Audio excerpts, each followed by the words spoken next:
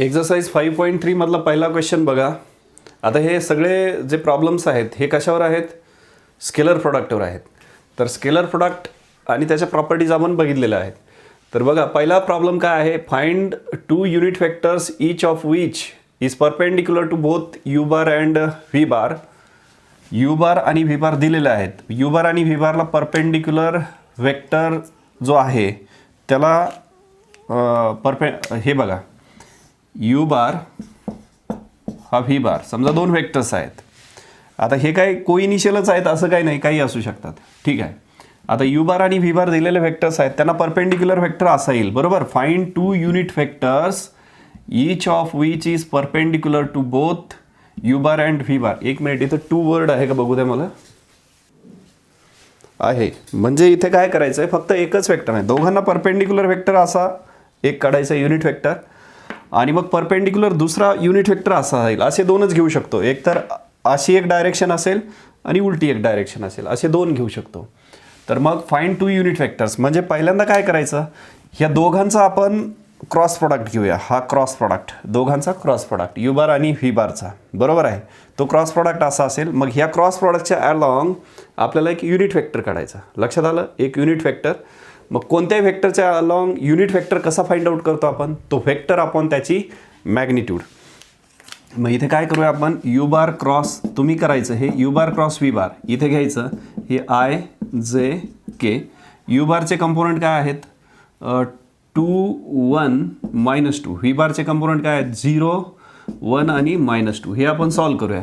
तर काय येतं हे -2 -2.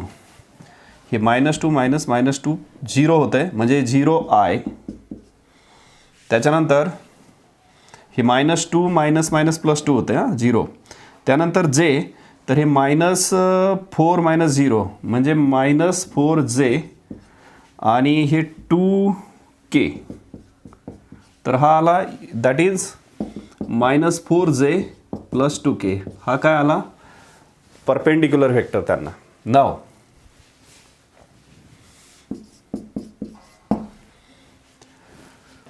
आता e cap along u bar cross v bar तो कसा काढणार आपण? E cap is equal to plus or minus.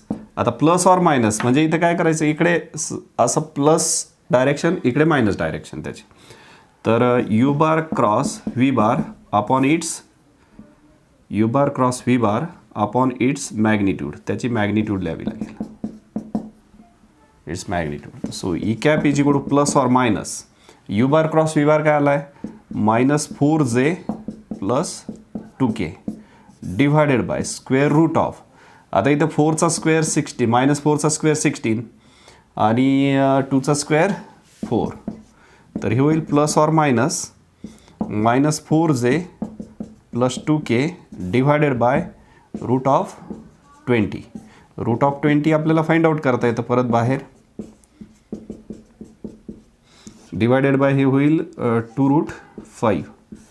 तर हा झाला vector, unit vector perpendicular. Unit vector सांगितलंय ना, मग परपेंडिक्युलर टू दिस. एकदा असा येईल प्लस साईन घेतलं तर, मायनस साईन घेतलं तर असा येईल. समजलं हे? याच्यानंतर आता इकडे बघा, if a bar and B bar are perpendicular vector. A bar आणि बी बार जर परपेंडिक्युलर असेल तर त्यांचा डॉट प्रॉडक्ट काय येतो? 0 की 0 बार 0 येतो स्केलरमध्ये. दोन वेक्टर परपेंडिक्युलर असतील तर त्यांचा डॉट प्रॉडक्ट 0 येतो. ते लिहिलं इथे. Prove that. मग हे प्रूव्ह करायचं. मग एकदम सिम्पल आहे. LHS हे इथे असं लिहूया आपण, given a bar is perpendicular to B bar, therefore A bar dot B bar is equal to 0. Then LHS काय आहे? A bar plus b bar whole square. मग a bar plus b bar whole square काय येईल?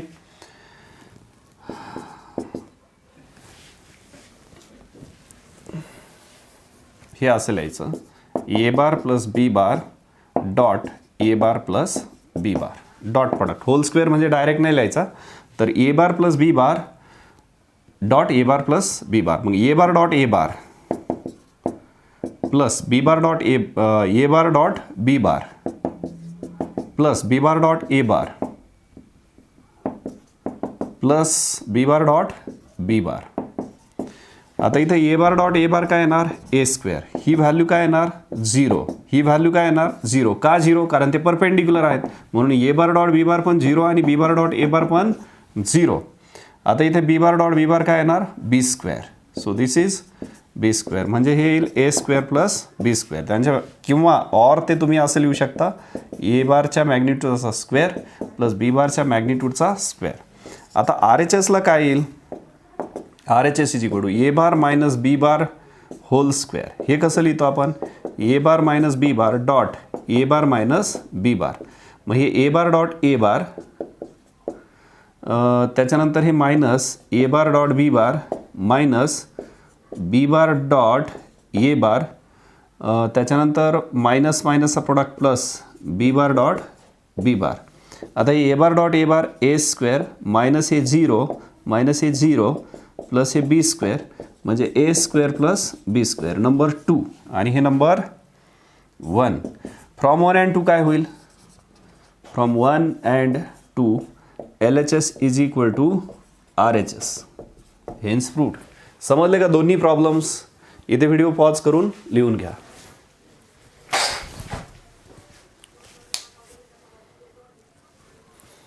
बघा इथे 3 problem लिहिलेत मी, त्यातलं आता 3, 4 आणि 5. थर्ड प्रॉब्लेम बघा, find the values of C so that for all real X the vectors, हा एक वेक्टर आणि हा एक vector make an obtuse angle. त्याचं सोल्युशन इथे लिहितो मी. बघा आता लेट ए बार असं म्हणूया, लेट पहिला वेक्टर ए बार आणि दुसरा वेक्टर बी बार. ए बार एक सी आय कॅप मायनस 6 जे कॅप प्लस 3 के कॅप आणि दुसरा B bar X I cap plus 2 J cap plus 2 C X K cap. आता हे ऑप्टिव्स अँगल फॉर्म केला पाहिजे, ह्या व्हेक्टर्सनी ऑप्टिव्स अँगल फॉर्म केला पाहिजे आणि find the value of C so that for all real X. पहिल्यांदा आपण यांच्यातला अँगल फाइंड आउट करूया. तर यांच्यातला अँगल कसा घेतो आपण, cos theta is equal to A bar dot B bar upon magnitude of a bar dot. हे बघा आपली डेफिनेशन काय आहे, a bar dot B bar is equal to a b cos theta. ही डेफिनेशन आहे की नाही, पहिली डेफिनेशन डॉट प्रोडक्टची. मग cos theta is equal to angle between them, cos theta, हा थिटा त्यांच्यामधला अँगल असतो. मग cos theta is equal to काय येईल, a bar dot B bar upon A B. बरोबर आहे. मग आता a bar dot B bar काय येतं इथे, ह्या दोघांचा डॉट प्रोडक्ट इथे X C into X C X square plus J जेच्या कंपोनंटचा प्रोडक्ट मायनस 12 आणि हे किती येतं आहे 6 सी एक्स डिव्हायडेड बाय एची मॅग्निट्यूड आणि बीची मॅग्निट्यूड. तर त्या एची मॅग्निट्यूड काय येते, square root of X C square. आता इथे हे सगळं काढण्याच्या अगोदर आपल्याला इथे हे कन्सिडर करूया, हा न्यूमरेटर. तर ही व्हॅल्यू काय यायला पाहिजे, न्यूमरेटर कन्सिडर करूया आपण अगोदर. तर इथे ह्या व्हॅल्यू तर पॉझिटिव्हच येणार आहेत दोन्ही किंवा 0 येणार आहेत. डिनॉमिनेटर नंतर कन्सिडर करू आपण, पण पहिल्यांदा ए bar dot B bar consider करा. बरोबर आहे, a bar dot B bar. तर हा थिटा जो आहे हा ऑप्टिव्स येण्यासाठी बघा, पहिल्या क्वाड्रंटमध्ये कॉस कसा असतो पॉझिटिव्ह, दुसऱ्या क्वाड्रंटमध्ये कॉस निगेटिव्ह असतो. म्हणजेच कॉस निगेटिव्ह असण्यासाठी हा अँगल दुसऱ्या क्वाड्रंटमध्ये आला पाहिजे, म्हणजे ऑप्टिव्स अँगल पाहिजे. बरोबर आहे, ऑप्टिव्स अँगल. मग ऑप्टिव्स अँगलसाठी थिटा नेहमी निगेटिव्ह पाहिजे. म्हणजे ही जी व्हॅल्यू येते ही संपूर्ण व्हॅल्यू कशी पाहिजे, पॉझिटिव्ह पाहिजे. मग आता खाली मी ए बीची मॅग्निट्यूडचं काही प्रॉडक्ट घेतलाच नाही. एची मॅग्निट्यूड रूटमध्ये येणार, बीची मॅग्निट्यूड रूटमध्ये येणार. रूटमध्ये जी व्हॅल्यू असते ती ऑलवेज कशी पाहिजे, पॉझिटिव्ह किंवा 0 पाहिजे. दोन्ही तर व्हॅल्यू 0 0 असणार नाहीत किंवा त्यातली एकही व्हॅल्यू 0 असणार नाही. का तर डिनॉमिनेटर 0 होईल आणि डिनॉमिनेटर जर 0 झाला तर ते नॉट डिफाईंड होईल. म्हणजे 0 तर डेफिनेटली व्हॅल्यू नाही आहे. मी काय सांगितलं लक्षात आलं, एची मॅग्निट्यूड 0 नाही आहे, बीची मॅग्निट्यूड 0 नाही आहे. का नाही आहे, दोन्हीपैकी कुणाची एकाची मॅग्निट्यूड 0 घेतली किंवा दोन्ही मॅग्निट्यूड 0 घेतला तर हे डिनॉमिनेटर 0 होतं आहे. डिनॉमिनेटर 0 झाला तर त्याला काही अर्थ राहत नाही, कारण हे नॉट डिफाईंड होतं आहे. बरोबर आहे. मग नॉट डिफाईन्ड आपल्याला घ्यायचं नाही. कॉस थिटाची व्हॅल्यू नॉट डिफाईन्ड कुठे येते? Not defined. तर तो अँगल तिथे आपल्याला जेव्हा नॉट डिफाईन्ड येतो तर ती व्हॅल्यू घ्यायची का येते? नाही. आपल्याला काय पाहिजे? ऑफ्ट्यूस अँगल. ऑफ्ट्यूस अँगलसाठी ही संपूर्ण व्हॅल्यू निगेटिव्ह पाहिजे. आता रूटमधली तर व्हॅल्यू निगेटिव्ह येणार नाही, कारण तो कॉम्प्लेक्स नंबर होईल. म्हणजे इथं ही झिरो, डिनॉमिनेटरला निगेटिव्ह व्हॅल्यू नाही आहे किंवा झिरो नाही आहे. मग इथं ऑलवेज इथे काय म्हणूया? सिन्स अपॉन इथे a b, since a b is greater than zero, झिरोच्या इक्वल नाही किंवा झिरो नाही. मग आता ही value negative, to get negative value of cx square minus 12 plus 6cx upon AB. Take काय करावं लागेल? न्यूमरेटरलाच, कारण ही व्हॅल्यू निगेटिव्ह पण नाही झिरो पण नाही. मात्र आपल्याला कॉस थिटा कसा पाहिजे? निगेटिव्ह. का? तर ऑफ्ट्यूस अँगल पाहिजे. बरोबर आहे. ऑफ्ट्यूस अँगलसाठी कॉस थिटा निगेटिव्ह पाहिजे सेकंड क्वाड्रंटमध्ये. बरोबर आहे. मग आपल्याला इथे निगेटिव्ह व्हॅल्यू पाहिजे ह्या न्यूमरेटरची. मग आपल्याला तेवढीच कंडिशन आहे की ह्या न्यूमरेटरची व्हॅल्यू निगेटिव्ह पाहिजे. Take cx square, taking cx square plus 6cx minus 12 is less than 0 पाहिजे. मग आता ही इनइक्वॅलिटी आपण सॉल्व करूया. cx square plus 6cx is less than 12. आता एरवी आपण ही इनइक्वॅलिटी कशी सॉल्व करतो? क्वाड्रेटिक असेल तर याला फॅक्टराईज करतो, लिनियर फॅक्टर घेतो आणि मग तिथे वेव्ही कर्व मेथडने सॉल्व करतो.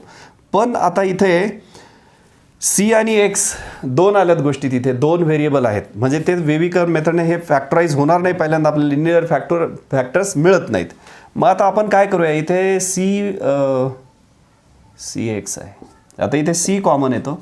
X square plus 6x is less than 12 असं घेतलं.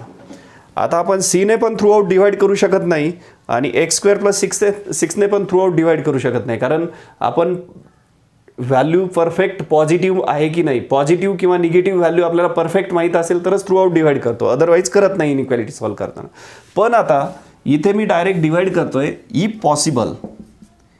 पॉसिबल जर माहीत असेल ही परफेक्ट पॉझिटिव्ह किंवा निगेटिव्ह व्हॅल्यू आपल्याला परफेक्ट माहीत असेल तर आपण डिवाइड करू शकतो. कशाने? X square plus 6 स्क्वेअरने. म्हणून मी लिहिलं इफ पॉसिबल, कारण पॉझिटिव्ह व्हॅल्यूने डिवाइड केलं थ्रू आउट तर आपल्याला साईन तसंच ठेवावं लागतं इनइक्वॅलिटीचं, आणि निगेटिव्ह साईनने थ्रू आउट डिवाइड किंवा मल्टिप्लाय केलं तर साईन रिव्हर्स करावं लागतं. आता without changing its sign, if possible मी डायरेक्ट ही व्हॅल्यू पॉझिटिव्ह आहे असं कन्सिडर करतो आणि थ्रू आउट डिवाइड करतो. If possible dividing throughout by x square plus 6x. मग c into x square plus 6x divided by x square plus 6x. लक्षात ठेवा, नेहमी आपण असं डिवाइड करू शकत नाही इनइक्वॅलिटीमध्ये. 12 upon x square plus 6x. आता हे कॅन्सल आउट होऊन खाली काय शिल्लक राहतं? C is less than. मी साईन रिव्हर्स केलेलं नाही, ॲक्च्युली असं डिवाइड करताच येत नाही एक्स स्क्वेअर प्लस 6x. मी काय सांगतोय नीट लक्षात घ्या, असं डिवाइड करता येत नाही व्हेरिएबलने. इथं इफ पॉसिबल, आता ते का लिहिलंय मी पुढे सांगतो तुम्हाला शेवटी. C is less than 12 upon x square plus 6x. आता याचा कम्प्लीट स्क्वेअर करूया आपण. आता तुम्ही थोडंसं इथे व्हिडिओ पॉज करा, हे एवढं लिहून घ्या आणि मग मी इथे पुढचा पार्ट लिहितोय. इथे पॉज करून अगोदर लिहून घ्या हे, किंवा मागे येऊन लिहा, तुम्ही मागे व्हिडिओ बॅक करून लिहा. मला फक्त इनइक्वॅलिटी सॉल्व करायची आता. तर C is less than 12 upon, इथे याचा कम्प्लीट स्क्वेअर करतो मी 6x. कम्प्लीट स्क्वेअर इथे 9 ॲड करावं लागेल. 6 हाफ 3, 3चा स्क्वेअर 9. आता ॲडजस्ट केला प्लस मायनस 9ने. मग आता पुढे काय होणार? Therefore C is less than 12 upon x plus 3 whole square minus 9 असं होतं. याचा कम्प्लीट स्क्वेअर काय? X plus 3 whole square minus 9. आता इंटिग्रेशनमध्ये खूप वेळा सांगितलं आहे कम्प्लीट स्क्वेअर, त्यामुळे काय परत रिपीट करायची गरज नाही. Now c is less than, ही मिनिमम व्हॅल्यू पाहिजे आपल्याला. ही व्हॅल्यू कशी पाहिजे? ऑप्टिक्स अँगलसाठी ही मिनिमम व्हॅल्यू पाहिजे. मग minimum 12 upon x plus 3 whole square minus 9. तर ही व्हॅल्यू मिनिमम कधी येते? 12/x + 3 whole square minus 9 is minimum if ही व्हॅल्यू इन्फिनिटली मॅक्सिमम असेल तर. If x + 3 whole square minus 9 is maximum.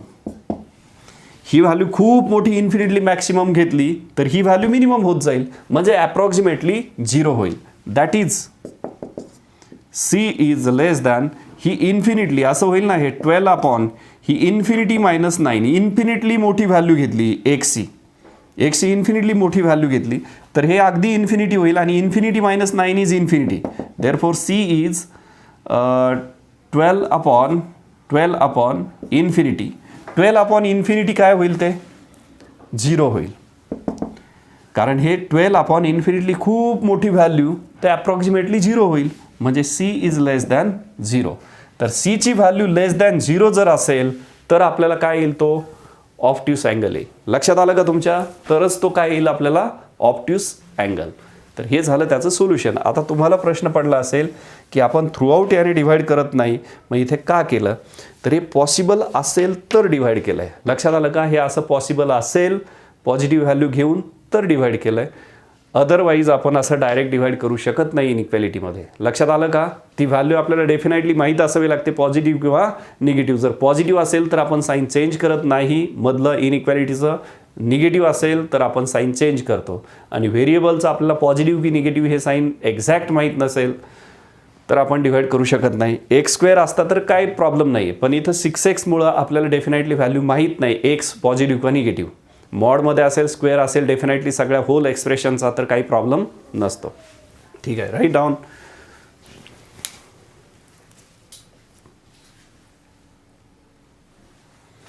पुढच्या क्वेश्चनमध्ये काय विचारलं इथे? Show that the sum of the lengths of projections, ह्या व्हेक्टरचं प्रोजेक्शन ऑन कोऑर्डिनेट ॲक्सेस.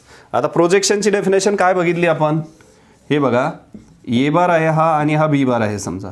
तर या बी बारचं ए बारवर जर प्रोजेक्शन घ्यायचं असेल तर आपण इथे असा पॉईंट घेतो ना, बरोबर आहे? हा पी पॉईंट आणि इथे हा फुट ऑफ परपेंडिक्युलर एम. तर हे ओ एम डिस्टन्स म्हणजे प्रोजेक्शन असतं.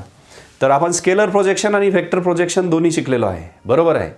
तर स्केलर प्रोजेक्शनमध्ये काय घेतो आपण? ही लेंथ घेतो फक्त एवढी. ती लेंथ ओ एम म्हणजे स्केलर प्रोजेक्शन आहे. तर ते कसं घेतो आपण? दोघांचा डॉट प्रॉडक्ट आपण ज्याच्यावर प्रोजेक्शन घेतलं आहे त्याची मॅग्निट्यूड. म्हणजे हे असं घेतो that projection is equal to A bar dot B bar, ह्या दोघांचा डॉट प्रॉडक्ट आपण ज्याच्यावर घेतलं आहे त्याची मॅग्निट्यूड. मग आता कॉर्डिनेट ॲक्सेसवर घ्यायचं आहे, मग तिन्ही XYZ कॉर्डिनेट ॲक्सेसवर घ्यायचं आहे. मग कॉर्डिनेट ॲक्सेसचे अलॉंग व्हेक्टर्स कोणते असतात? आय कॅप, जे कॅप, के कॅप. मग आपण त्यांच्यावर घेऊया प्रोजेक्शन. कुणाचं? ह्या व्हेक्टरचं. नाव आता इथं PQRच्या व्हॅल्यू दिलेल्या आहेत. मग इथे काय म्हणूया?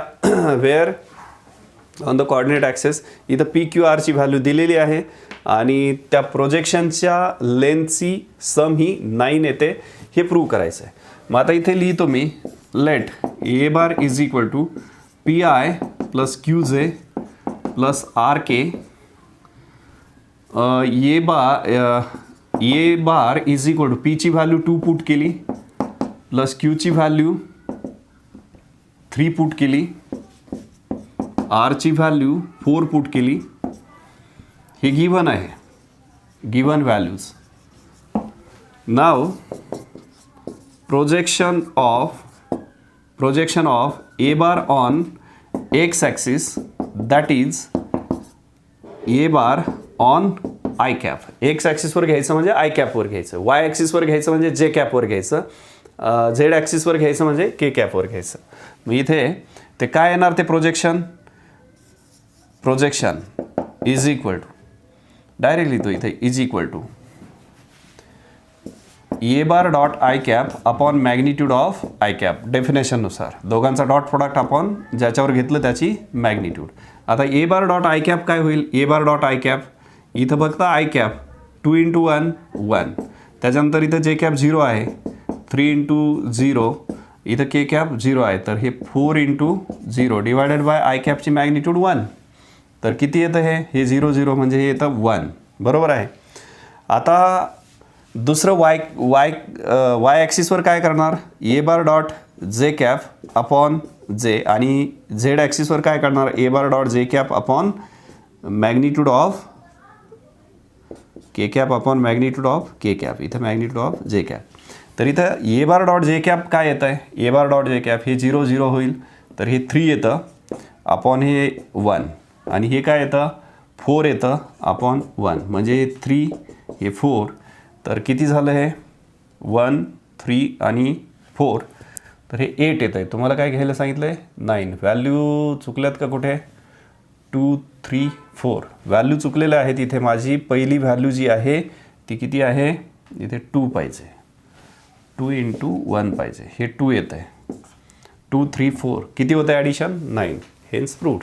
समजलं का. इथे सिमिलरली म्हणा, सिमिलरली हे डिटेल लिहायचं वाय ॲक्सिसवर झेड ॲक्सिसवर, तिघांची सम 5 होते. Right down. तीनही प्रॉब्लेम लिहा, सॉरी 3 नाही, चौथा प्रॉब्लेम लिहा हा.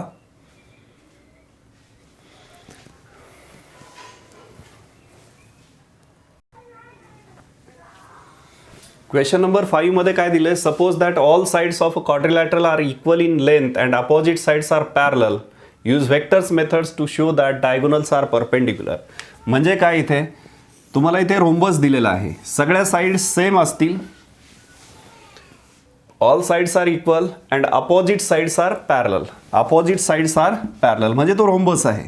तर ए बी सी डी हा रोम्बस आहे. तर तुम्हाला काय प्रूव्ह करायचं आहे, डायगोनल्स आर परपेंडिक्युलर, हे डायगोनल्स परपेंडिक्युलर आहेत असं दाखवायचं आहे. मग सिम्पली डायगोनल्स परपेंडिक्युलर आहेत, तर ए सी बार आणि बी डी बारचा डॉट प्रोडक्ट काय यायला पाहिजे, 0 यायला पाहिजे. मग आता इथे प्रूव्ह काय करायचं आहे, ए सी बार आणि बी डी बारचा डॉट प्रोडक्ट 0 यायला पाहिजे. मग आता ए सी बार घ्यायचा आपल्याला पहिल्यांदा. A C bar by triangle law of vector ॲडिशनने काय येईल, a C bar is equal to काय येईल, triangle law of vector addition a B bar plus b C bar. आता सिम्पली बी डी बार काय येईल, परत तुम्हाला हे डायगोनल्स परपेंडिक्युलर आहेत हे दाखवायचं आहे. हा रोम्बस दिलेला आहे, तर ए सी बार आणि बी डी बारचा डॉट प्रोडक्ट हा 0 यायला पाहिजे, म्हणजे ते परपेंडिक्युलर आहेत हे प्रूव्ह होईल. मग ए सी बार काढला बाय ट्रायंगल ऑफ वेक्टर ॲडिशनने. आता बी डी बार काढूया ट्रायंगल ऑफ वेक्टर ॲडिशनने. बी डी बार काय येईल, बी टू डी म्हणजे b to c and c to d, म्हणजे b C bar plus C D bar. Now a C bar dot b D bar is equal to, a C bar काय आहे, a B bar plus b C bar dot हे B C bar plus C D bar. आता a B bar dot b C bar, a B bar dot b C bar dot product घेतोय, plus b C bar dot sorry a B bar dot C D bar,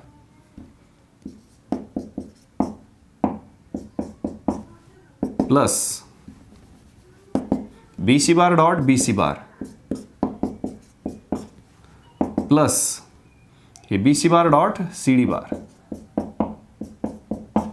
b C bar dot C D bar असं आहे.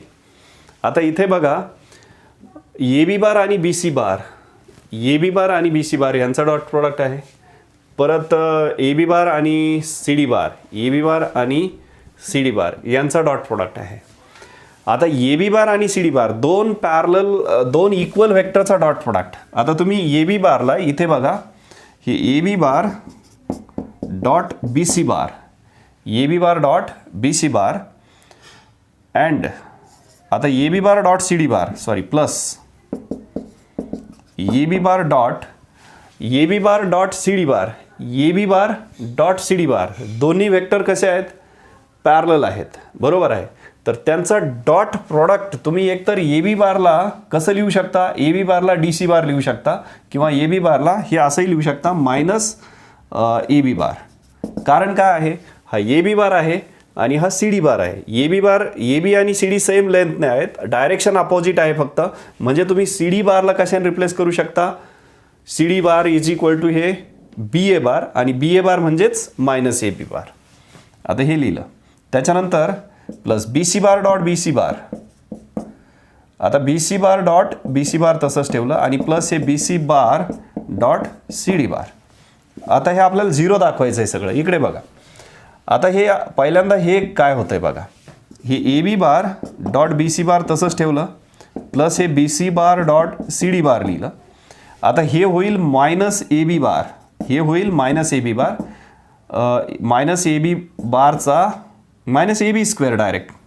Self dot product काय असतो त्याच्या मॅग्निट्यूडचा square. मग हे a बी बारच्या मॅग्निट्यूडचा स्क्वेअर काय होईल ए बी स्क्वेअर प्लस हे बी सी स्क्वेअर स्केलरमध्ये लिहिलं आहे. ए बी आणि बी सीची लेंथ कशी आहे सेम आहे गिवन आहे.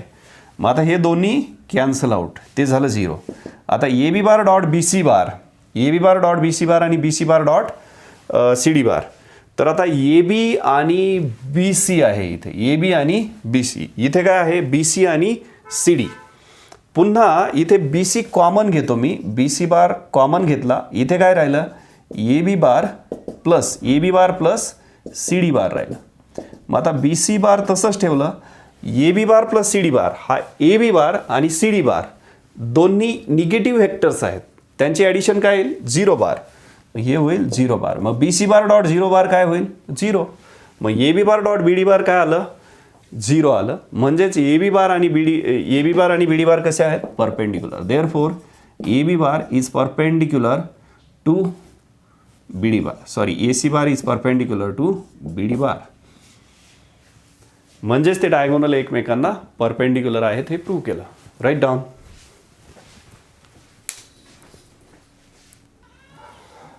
क्वेश्चन नंबर 6 कसं सॉल्व करायचा. Where A bar and B bar are orthogonal parallel or neither. Orthogonal म्हणजे परपेंडिक्युलर, एकमेकांना परपेंडिक्युलर आहेत का ए बार आणि बी बार, की पॅरलल आहेत की नायदर, दोन्ही नाही. परपेंडिक्युलर असतील तर त्यांचा डॉट प्रोडक्ट काय येईल 0. पॅरलल असतील तर a bar is equal to m b bar, एक वेक्टर दुसऱ्याचा स्केलर मल्टिपल येईल पॅरलल. आणि या दोन्हीपैकी काहीच नाही आलं तर नायदर. सिम्पल आहे. मग आता इथं यांचा तुम्ही ह्याच्यामध्ये बघा A bar is equal to इथे कॉमन काय येतं 3, खाली राहिलं -3i plus 2j plus 5k. B bar 2 common येतो, -2 कॉमन येतो तर -3i प्लस 2j आणि प्लस 5k. ठीक आहे.